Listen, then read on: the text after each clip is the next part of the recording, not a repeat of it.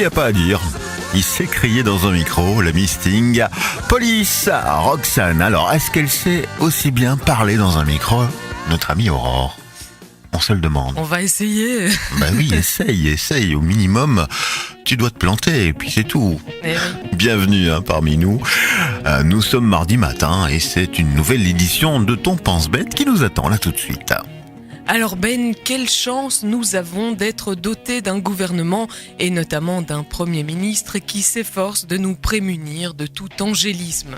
C'est vrai, on était à 2 doigts de vivre dans un pays de bisounours aveugles dans lequel une partie significative de borgnes musulmans seraient les rois de la danse, mais heureusement, Monsieur Michel, quoique refusant évidemment tout amalgame, ça va de soi, veille au grain et on peut compter sur lui pour ne jamais laisser une telle ignominie arriver.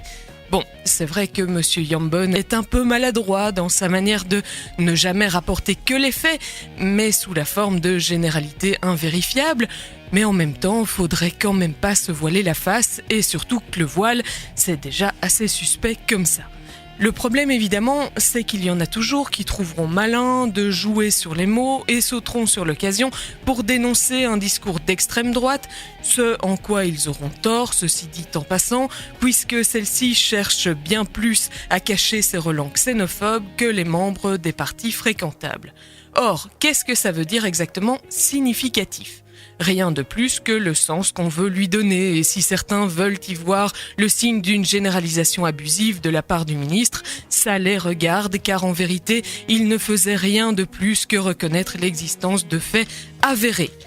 Lesquels ? Ça, on ne le sait malheureusement pas, si ce n'est que ça impliquait la pratique de danse, mais même là, on ne dispose que de très peu d'informations sur le type de danse en question. Ballet, hip-hop, pogo, tongo, valse, je ne sais pas. Toujours est-il que ni Loïc Notet ni Franco Dragon n'avaient été invités, et ça fait mal. Parce que quand tu organises une fête, tu penses quand même à inviter tes voisins pour éviter qu'ils n'appellent la police.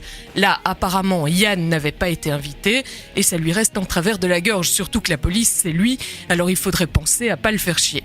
Bref, le problème évidemment, c'est que dans une société où certaines populations sont largement sous-représentées dans les espaces de parole et de pouvoir, les seuls moments où celles-ci se voient tendre le micro sont ceux où elles se trouvent sommées de s'expliquer et souvent de s'excuser au nom de toute une communauté pour les actes tout aussi peu représentatifs de quelques illuminés admirés par 2 ou 3 crétins.